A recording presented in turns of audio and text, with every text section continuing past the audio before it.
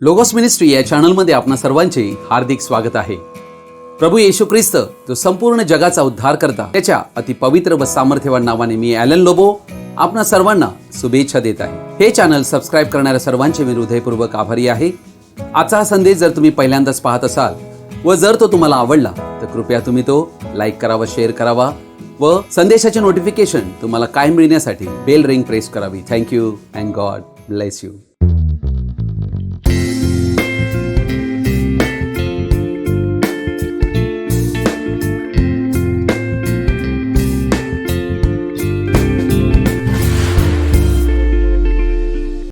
आज आपण एका महत्त्वाच्या विषयाकडे आपलं लक्ष लावणार आहोत. अर्थात हा विषय ख्रिस्त जन्माविषयीचा आहे आणि त्या विषयाला मी शीर्षक देऊ इच्छित आहे, हे लहान बेथलेहेमा, Y little Bethlehem.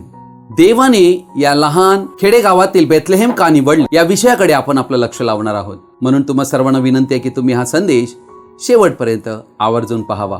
Thank you. Christmas हा संपूर्ण जगातील सर्वाधिक मोठा सण संपूर्ण जगात आज साजरा केला जात आहे. अर्थात ख्रिसमस हा प्रत्येक देशात आणि संस्कृतीत वेगवेगळ्या प्रकारे साजरा करण्यात येताना आम्हाला आढळत आहे. अर्थात ख्रिसमस साजरा करण्याचे विविध प्रकार या जगात आम्हाला आढळतात. काही लोक ख्रिसमस ट्री, विविध प्रकारच्या सजावटी, ख्रिसमस ट्रीवर गिफ्ट्स टांगविलेले आम्हाला आढळतात. ख्रिसमस केक्स, एकमेकांना गिफ्ट्स देतात आणि आपला आनंद साजरा करताना आम्हाला आढळत आहेत. ख्रिसमसची मोठी मेजवानी करीत असतात, अनेक जणांना बोलावित असतात.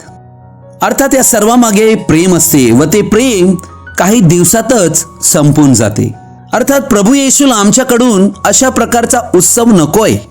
मी विश्वास करीत नाही की येशू ख्रिस्ताचा जन्म 25 डिसेंबर रोजी झाला असावा. प्रियजन हो, आम्ही जर इतिहास पाहिला तर इतिहासाप्रमाणे आम्हाला आढळते की येशू ख्रिस्ताचा जन्म 25 डिसेंबर रोजी झालाच नाही. अर्थात येशू ख्रिस्ताचा जन्म ग्रीष्म ऋतू यामध्ये झालेला आहे आणि तो आहे एप्रिल महिना. अर्थात आम्ही ही गोष्ट पाहत आहोत, डिसेंबर महिन्यामध्ये येरुशलेमेमधील यहुदियात जर आम्ही पाहिलं तर तेथे फार थंड वातावरण आहे आणि बर्फही साचला जात असतो आणि अशा वेळेला तेथे मेंढपाळ मेंढरे चारू शकत नाहीत.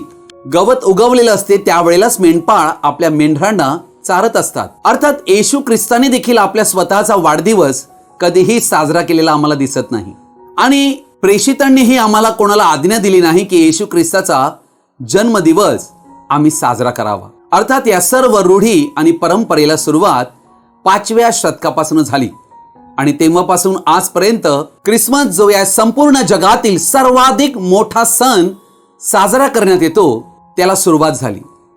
अर्थात आज आम्ही ज्या घडीला पोहोचलो आहोत 2021, यात आम्हाला ही गोष्ट स्पष्ट आढळत आहे की आज ख्रिसमसमध्ये येशू ख्रिस्ताला पूर्णतः बाहेर काढण्यात आलेला आहे आणि सांता क्लॉज याने येशू ख्रिस्ताची जागा घेतलेली आहे. प्रभूच्या वचनात म्हटलेले आहे की अन्य येशू, आणि हा सांता क्लॉज हा दुसरा तिसरा कोणी नसून अन्य येशू आहे जो खऱ्या येशूची जागा घेत आहे, जो खांद्याला गोण भरून गिफ्ट्स घेऊन येतो आणि सर्व मुलांना वाटतो आणि त्यामुळे मुलांचा तो फार आवडता झालेला आहे. अर्थात वाढदिवस आहे येशू ख्रिस्ताचा, परंतु त्यालाच आम्ही आमच्या जीवनामध्ये बोलावत नाही. ख्रिसमस या सणाचं व्यापारीकरण झालेलं आम्हाला आढळत आहे. अर्थात ख्रिसमस मध्ये वास्तविक जी आत्मीयता हवी होती ती राहिलेलीच नाही. अर्थात सैतानाने ह्या दिवसाची एक पवित्रता जी होती ती हिरावून घेतलेली आहे असे आम्हाला स्पष्टपणे आढळत आहे. अर्थात वर्षांतील तो डिसेंबर महिना असो की एप्रिल महिना असो, परंतु त्या दिवसाची जी पवित्रता आहे ती आम्हाला राखणं फार गरजेची आहे. रोमन लोक हे सूर्याचे उपासक होते व ज्या वेळेला कॉन्स्टंटाईन राजा, ज्याचा स्वतःचा वाढदिवस 25 डिसेंबर रोजी होता, अर्थात तो सूर्याचा उपासक होता. सूर्याचे दक्षिणायन हे त्यावेळेला घडत असते जेव्हा डिसेंबर 22 तारखेपासून डिसेंबर 25 तारखेपर्यंत, व यालाच म्हणतात सूर्याचा एक पुन्हा जन्म होणे. अर्थात या सर्व गोष्टी निम्रोद, सेमेरेमिस आणि त्यांचा पुत्र तम्मूज याच्याशी जोडलेला आहे आणि अर्थात SUN सन गॉड याची तुलना SON सन गॉड जो देवपुत्र येशू ख्रिस्त याच्याशी जोडण्यात आले. सूर्य देवाचा हा वाढदिवस त्यांनी येशू ख्रिस्ताचा वाढदिवस म्हणून साजरे करण्यास सुरुवात केली 4थ्या शतकामध्ये आणि 5व्या शतकामध्ये तो प्रचलित करण्यात आला की सर्वांनी सर्वत्र तो पाळावा. अर्थात सांताक्लॉसने या दिवसाची भक्ती हिरावून घेतलेली आहे. परंतु आम्हा ख्रिस्ती व्यक्तीकडून सैतान हिरावू शकत नाही. अर्थात देवाने आपला पुत्र आम्हा पाप्यांसाठी पाठविला एक मुक्तिदाता म्हणून, आणि आम्ही त्या दिवसाबद्दल देवाचे साक्ष देऊन आभार मानायला हवेत. मत्ती वर्तमान याचा 2 अध्याय 1 ते 6 वचन मी आपण पुढे वाचत आहे. हेरोद राजाच्या काळात यहुदियांतील बेथलेहेमात येशूच्या जन्मानंतर पहा, पूर्वेकडून मागी लोक येरुशलेमेस येऊन विचारपूस करू लागले की यहुद्यांचा राजा जन्मास आला आहे तो कुठे आहे, कारण आम्ही पूर्व दिशेस त्याचा तारा पाहून त्याला नमन करावयास आलो आहो. हेरोद राजाने हे ऐकले तेव्हा तो व त्याच्याबरोबरचे सर्व यरुशलेम घाबरून गेले, आणि त्याने प्रजेचे सर्व मुख्य याजक व शास्त्री यांना जमवून विचारले की ख्रिस्ताचा जन्म कुठे व्हायचा आहे. ते त्याला म्हणाले, यहुदियांतील बेथलेहेमात, कारण संदेशांच्या द्वारे असे लिहिलेले आहे की हे यहुदाच्या प्रांता बेथलेहेमा, तू यहुदाच्या सर्व सरदारांमध्ये कनिष्ठ आहेस असे मुळीच नाही, कारण माझ्या इस्रायल लोकांचा प्रतिपाळ करणारा असा सरदार तुझ्यांतून निघेल. परमेश्वर या वाचलेल्या वचनावर आपला आशीर्वाद देव आणि आम्हा सर्वांना या वचनाने आशीर्वादित करो. आमेन. अर्थात आजचा विषय जो आहे तो यहुदियातील बेथलेहेम या गावाविषयी आहे. हे गाव एक छोटेसे खेडेगाव आहे. अर्थात प्रश्न आम्हाला हा पडतो की देवाने ज्याच्याकडे उत्तम निर्णय घेण्यासारख्या अनेक गोष्टी होत्या, पर्याय उपलब्ध होते, तरी त्या देवाने आपला पुत्र या जगात पाठविताना या लहान बेथलेहमची का निवड केली असावी बरी, हा प्रश्न आहे. अर्थात आम्ही विचार करू शकतो की देव विलक्षण प्रकारे कार्य करीत असतो. अर्थात देव स्वतः विलक्षण आहे, तो अनंत आहे व तो अलौकिक आहे, सुपरनॅचरल आहे. म्हणून तो जे काही करीतो ते विलक्षण असेच करीत असतो. देव एवढा महान आहे की त्यांनी या पृथ्वीवरील अज्ञात अशी गोष्ट घेऊन आपल्या स्वतःला त्यामध्ये दर्शविलेला आहे असे आम्हाला आढळते. प्रभू येशू ख्रिस्ताच्या जन्माविषयी अनेक संदेष्टांनी हजारो शेकडो वर्षांपूर्वी भविष्यवाण्या केल्या होत्या की स्वतः प्रभू देव मानव बनून येणार आहे. राजांचा राजा आणि सुप्रीम अथॉरिटी असणारा देव मानव बनून या जगात येणार, स्वतःला रिक्त करीतो. तेव्हा तो कशा अवस्थेमध्ये स्वतःला प्रकट करतो. अर्थात त्याच्याकडे अनेक पर्याय होते. फार धार्मिक आणि ऐतिहासिक प्रसिद्ध आणि फार मोठं शहर त्याने निवडायला पाहिजे होतं, किंवा एखादा राजवाडा त्यांनी निवडायला पाहिजे होता त्याचा जन्म घेण्यासाठी असे आम्हाला वाटते. बेथलेहेम त्याने का निवडलं असावं? बेथलेहेम पेक्षा त्या ठिकाणी शिलो नावाचं स्थळ होतं, जेथे कराराचा कोश ठेवण्यात येत होता. गिलगाल होतं, जे एक येरुशलेमेचं एक शहर होतं. आम्हाला आढळते की त्या ठिकाणी आश्रयाची नगरे होती, रामोत गिलाद, हेब्रोन, कादेश. परंतु आम्हाला आढळते की त्यापैकी कोणतंही नगर देवाने निवडलेलं नव्हतं. बेथलेहेम म्हणजे भाकरीचे घर, बेथ म्हणजे घर, एल्हेम म्हणजे भाकर, हा या शब्दाचा अर्थ आहे. अर्थात हे नाव येशूला पूर्णतः जोडते, कारण प्रभू येशू ख्रिस्ताने योहान वर्तमान 6 अध्याय याच्या 35 वचनात म्हटले, येशू त्यांना म्हणाला, मीच जीवनाची भाकर आहे, जो माझ्याकडे येतो त्याला कधीही भूक लागणार नाही, आणि जो माझ्यावर विश्वास ठेवतो त्याला कधीही तहान लागणार नाही. अर्थात या ठिकाणी देव मानव बनला उद्देशपूर्ण रीतीने की जगाला ही जीवनाची भाकर द्यावी, व ते बेथलेहेम होते जेथे अनंत जीवनाची भाकर अवतरली होती. अर्थात इस्रायल लोकांनी रानामध्ये मान्ना खाल्ला होता 40 वर्षे, परंतु प्रभू येशूने म्हटले की ते सर्वजण नाश पावले, परंतु मी भाकर जी देतो ती जर कोणी खाईल तर त्याचा कदापि नाश होणार नाही, त्याला अनंत जीवन मिळेल. अर्थात हे स्वर्गीय अन्न आहे. ख्रिस्त आमच्या भाकरीचे घर आहे. आज प्रश्न आहे, काय आम्ही ती भाकर रोज खात आहोत काय? ही जीवनाची भाकर केवळ या संपूर्ण जगात येशू ख्रिस्ताशिवाय कोणीही देऊ शकत नाही. जेव्हा आम्ही सजीवांना खातो तेव्हा त्या सजीवांना आमच्यासाठी मरावे लागते, तेव्हाच आम्हाला जीवन मिळते. अनंत जीवन मिळण्यासाठीही आम्हासाठी किती विशेष करून त्याला मरावे लागले. तो खडक होता जो इस्रायल लोकांच्या मागे चालत होता, त्याला लाठी मारल्याशिवाय पाणी निघाले नव्हते. हे ख्रिस्ताला दर्शविले होते. ख्रिस्ताला आमच्यासाठी मरणे गरजेचे होते व तो या जगात मरावयासच जन्माला आला होता, कारण त्याच्यातून अनंत जीवन व अनंत जीवनाचं पाणी आम्हाला मिळावं ही देवाची इच्छा होती. परंतु आम्हाला आढळते मत्तई 2 अध्याय आणि 6व्या वचनामध्ये, हे यहुदाच्या प्रांता बेथलेहेमा, तू यहुदाच्या सर्व सरदारामध्ये कनिष्ठ आहेस असे मुळीच नाही, कारण माझ्या इस्रायल लोकांचा प्रतिफाळ करणारा असा सरदार तुझ्यांतून निघेल. अर्थात ही भविष्यवाणी मिखाचा 5वा अध्याय आणि 2ऱ्या वचनात ही भविष्यवाणी केली होती व ही भविष्यवाणी त्या ठिकाणी याजकांना माहित होती, धर्म पुढाऱ्यांना माहित होती. ते मसीहाची वाट पाहत होते. मसीहा तर जन्माला आला आहे, पण कोणालाच माहित नाही हा मसीहा आहे, कारण त्याने आपल्या स्वतःला एवढ्या नम्र स्वरूपामध्ये प्रगट केले की जग त्याला ओळखूच शकले नाहीत. आणि आजही तेच चित्र आहे. हे आध्यात्मिक आंधळेपण आहे. म्हणून 2 करीन 4 अध्याय 4 वचन म्हणते की या जगाच्या दैवताने त्या लोकांची मने आंधळी केली आहेत, यासाठी की ख्रिस्त येशू जो देवाची प्रतिमा त्याचा प्रकाश त्यांच्यावर प्रकाशू नये. अर्थात देवाकडे अनेक पर्याय होते, परंतु देवाने गरीब कुटुंबामध्ये जन्म घेतला. योसेफ व मरिया हे गरीब होते. करंथीकरास 2 पत्र 8 अध्याय 9 वचन म्हणते, आपल्या प्रभू येशू ख्रिस्ताची कृपा तुम्हाला माहित आहे, तो धनवान असता तुम्हाकरिता दरिद्री झाला, अशा हेतूने की त्याच्या दारिद्र्याने तुम्ही धनवान व्हावे. अर्थात येशू ख्रिस्ताने आमचं दारिद्र्य स्वतःवर घेतलं, आम्ही धनवान व्हावे म्हणून. आज आम्हाला या गोष्टीची जाणीव व्हावी की आज आम्ही जे श्रीमंती अनुभवत आहोत या सर्वाला कारणीभूत प्रभू येशू ख्रिस्त आहे, कारण त्याने माझे दारिद्र्य स्वतःवर घेतले की मी धनवान व्हावे म्हणून. ही त्याची फार मोठी मेहरबानी आमच्यावर आहे. आम्हाला आढळते की ज्या वेळेला मरियेने प्रभू येशूला जन्म दिला त्यावेळेला त्या ठिकाणी कोणता असं कपडा नव्हता. बाळण त्यात गुंडाळले म्हणजे बैलाच्या खांद्यावर ओझे वाहण्यासाठी त्याच्या गळ्याला एक कापड बांधण्यात येत असे, त्याला बाळंते असे म्हणण्यात येते. आणि त्यामध्ये येशूला गुंडाळलेला आहे.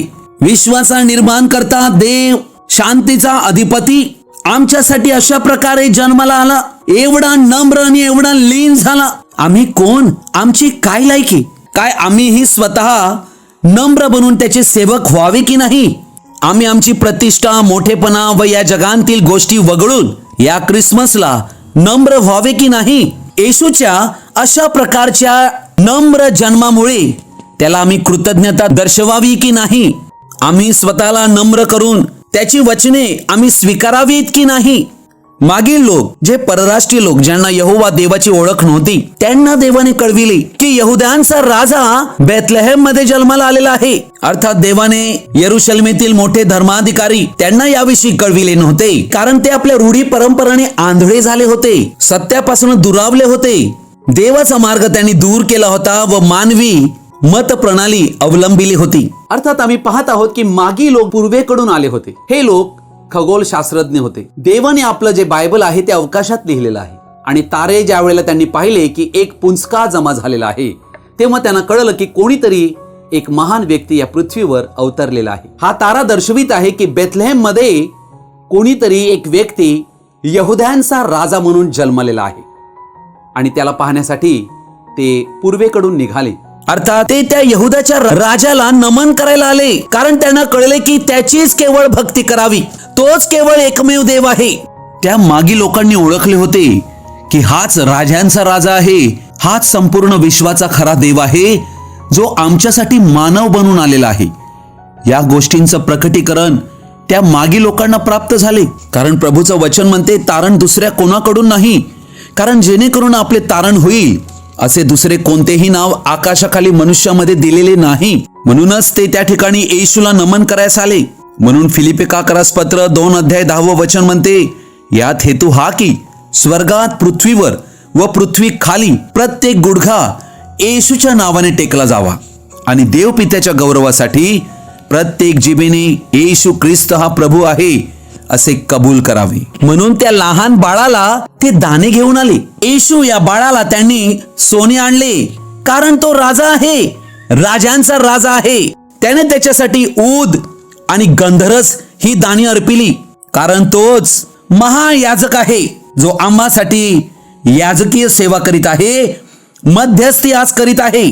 ज्या वेळेला ते निघाले तेव्हा बायबलमध्ये 3 राजांचा उल्लेख केलेला नाहीये की 3 राजे आले म्हणून. हे मागी लोक आले एवढाच वृत्तांत बायबलमध्ये आढळतो. ज्या वेळेला ते बेथलेहेम मध्ये पोहोचले तेव्हा येशू ख्रिस्त 2 वर्षाचा झालेला आहे. ते 2 वर्षानंतर पोहोचलेले आहेत आणि त्यावेळेला येशू ख्रिस्त आपल्या घरी आहे. तो बाळंत्यामध्ये गुंडाळलेला नाही. आम्हाला आढळते की मागी लोकांना जो तारा दिसला हा तारा त्यांना त्या घरापर्यंत घेऊन आलेला आहे असे मत्तेच्या 2ऱ्या अध्यायात आम्हाला आढळते. असा कोणता तारा असावा जो घरापर्यंत त्यांना घेऊन जाईल? लक्षात घ्या, अर्थात हे देवाचंच त्यांना एक मार्गदर्शन होते ज्याद्वारे ते त्या ठिकाणी पोहोचू शकले. देव कधीही समूहाबरोबर व्यवहार करीत नसतो. देवाचा व्यवहार व्यक्तींबरोबर असतो. जसे तुम्ही आहात, तुम्हाबरोबर ही देव व्यक्तिशः व्यवहार करू इच्छित आहे. अर्थात बायबलमध्ये असं कुठेही लिहिलेलं नाही की येशू ख्रिस्ताचा जन्म गायीच्या गोठ्यात झाला. बायबलमध्ये असं लिहिलेलं आहे की त्याला गव्हाणीमध्ये गुंडाळण्यात आले, जेथे बैल आणि जेथे मेंढरे ठेवत असत अशा प्रकारची एक जागा होती. आणि त्या ठिकाणी जगाचा जो राजा, राजांचा राजा, शांतीचा राजकुमार येशू ख्रिस्त हा त्या गव्हाणीमध्ये जन्माला आलेला आहे. अर्थात तो जगाचा तारणारा होता. उत्पत्ती 3:15 प्रमाणे तो स्त्रीचे बीज होता. यहोवा देव मानव बनून आला होता, मानवी रूपात प्रकट झाला होता एक बाळ म्हणून. अर्थात देव जो अतिशय महान परमेश्वर, देव जो सुप्रीम अथॉरिटी असणारा देव, त्याने आपल्या स्वतःला एवढे रिक्त केले, खाली केले की आपल्या स्वतःला लीन आणि नम्र करून तो मानव रूपात आला. त्या देवाने मानव रूप धारण करून महलात जन्माला यावे हा पर्याय निवडला नाही, परंतु छोटस बेथलेहेम गाव त्याने निवडलं. जर त्या देवाने आपल्या स्वतःला एवढे नम्र केले तर आम्ही कोण आहोत? प्रियजन हो, आम्ही त्या देवापुढे कसे असायला हवे? फिलिप्पीकरास पत्र 2रा अध्याय आणि याचं 5 वचनापासून मी वाचत आहे. अशी जी चित्तवृत्ती ख्रिस्त येशूच्या ठाई होती ती तुमच्या ठाईही असो. तो देवाच्या स्वरूपाचा असूनही देवाच्या बरोबरीचे असणे हा लाभ आहे असे त्याने मानले नाही, तर त्याने स्वतःला रिक्त केले, म्हणजे मनुष्याच्या प्रतिरूपाचे होऊन दासाचे स्वरूप धारण केले. अर्थात आम्हाला काय आढळते या वचनात? प्रभू येशू ख्रिस्त जो देवाच्या स्वरूपाचा असूनही देवाच्या बरोबरीचे असणे हा लाभ आहे असे त्याने मानले नाही, परंतु स्वतःला रिक्त केले, पूर्ण खाली केले. आपले वैभव, आपले गौरव, आपले सौंदर्य सर्व सोडून तो या जगात मनुष्याच्या प्रतिरूपाचे होऊन दासाचे स्वरूप धारण केले. म्हणून आमची सेवा कराव्यास तो आला, सेवा करवून घेण्यास तो आला नव्हता. अर्थात आम्हाला या चित्तवृत्तीतच राहणे फार गरजेचे आहे. देव किती नम्र झाला हे त्याचे चित्र आहे आणि आम्ही स्वतःला कोणीतरी मोठे आहोत हे दाखवू इच्छितो. त्या देवापेक्षा या संपूर्ण विश्वात कोणी मोठा आहे का? महान अभिवचने पूर्ण करण्यासाठी त्याने आपल्या स्वतःला फारच लीन केले. लुक वर्तमान 2रा अध्याय 8 पासून 20 वचन मी वाचत आहे. त्याच परिसरात मेंढपाळ रानात राहून रात्रीच्या वेळी आपले कळप राखीत होते. तेव्हा प्रभूचा दूत त्यांच्या जवळ उभा राहिला. प्रभूचे तेज त्यांच्या सभोवती प्रकाशले आणि त्यांना मोठी भीती वाटली. तेव्हा देवदूत त्यांना म्हणाला, भिवू नका, कारण पहा जो मोठा आनंद सर्व लोकांस होणार आहे त्याची सुवार्ता मी तुम्हाला सांगतो. ती ही की तुमच्यासाठी आज दाविदाच्या गावात तारणारा जन्माला आहे, तो ख्रिस्त प्रभू आहे. तुम्हास खून ही की बाळंत्याने गुंडाळलेले व गव्हाणीत ठेवलेले एक बाळक तुम्हास आढळेल. इतक्यांत स्वर्गांतील सैन्यांचा समुदाय त्या देवदूताजवळ अकस्मात प्रकट झाला आणि देवदूत देवाची स्तुती करीत म्हणाले, उर्ध्वलोकी देवाला गौरव आणि पृथ्वीवर ज्यांच्यावर त्याचा प्रसाद झाला आहे त्या मनुष्यात शांती. मग असे झाले की देवदूत त्यांच्यापासून स्वर्गात गेले. तेव्हा मेंढपाळ एकमेकास म्हणू लागले, चला आपण बेथलेहेम पर्यंत जाऊ व झालेली ही जी गोष्ट प्रभूने आपल्याला कळविली आहे ती पाहू. तेव्हा ते घाईघाईने गेले आणि मरिया, योसेफ व गव्हाणीत ठेवलेले बाळक ही त्यांना सापडली. त्यांनी त्यास पाहिल्यावर त्या बाळकाविषयी त्यांना जे कळविण्यात आले होते ते त्यांनी जाहीर केले. मग ऐकणारे सर्वजण त्या मेंढपाळांनी सांगितलेल्या गोष्टीवरून आश्चर्यचकित झाले, परंतु मरियेने या सर्व गोष्टींचे मनन करून त्या आपल्या अंतःकरणात ठेविल्या. नंतर ते मेंढपाळ त्यांना सांगण्यात आले होते त्याप्रमाणे त्या सर्व गोष्टी ऐकून व पाहून देवाचे गौरव व स्तुती करीत परत गेले. या ठिकाणी आम्ही काय पाहत आहोत? यरुशलेम जे पवित्र नगर व त्यामध्ये असणारं अखिल पृथ्वीच्या देवाचं मंदिर, परंतु त्या मंदिरांतील याचकांना, शास्त्री, परुषी, सदुकी यापैकी कोणालाही हे वर्तमान कळविले नव्हते. काय त्यावेळेला विद्वान लोक नव्हते काय? परंतु साधारण लोकांची देवाने निवड केली, जे मेंढपाळ, ज्यांच्या अंगाला मेंढ्यांचा वास येतो, असे सर्वसाधारण मनुष्य ज्यांना कोणी ओळखतही नाही. ते रानामध्ये कळप चारत होते व या पृथ्वीवर पहिल्यांदाच अशी गोष्ट घडली की स्वर्गातील दूत खाली पृथ्वीवर अवतरली.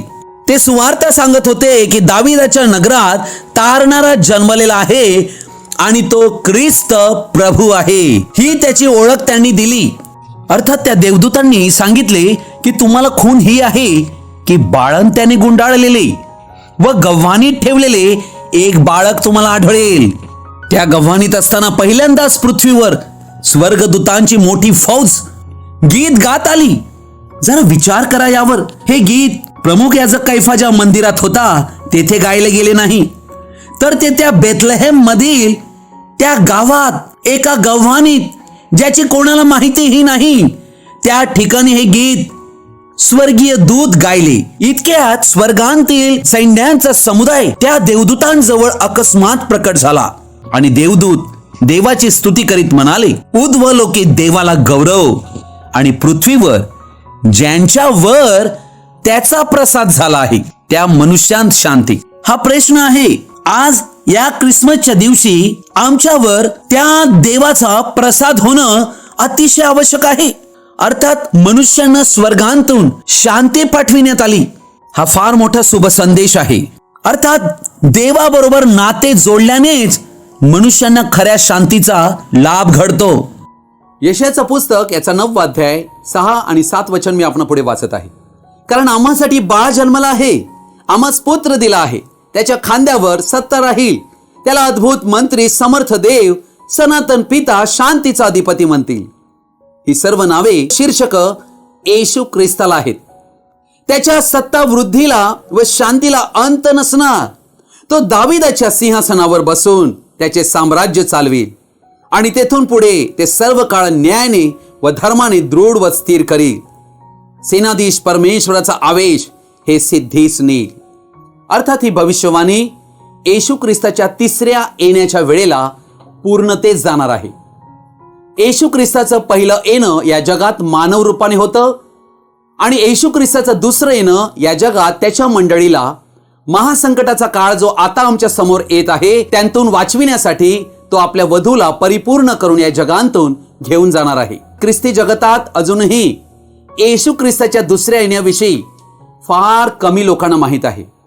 आज अनेक लोक येशू अजून बाळ आहे म्हणून येशू बाळ करून ते साजरा करीत आहेत आणि येशूचं दुसरं येणं आलेलं आहे हे त्यांना ठाऊकही नाहीये.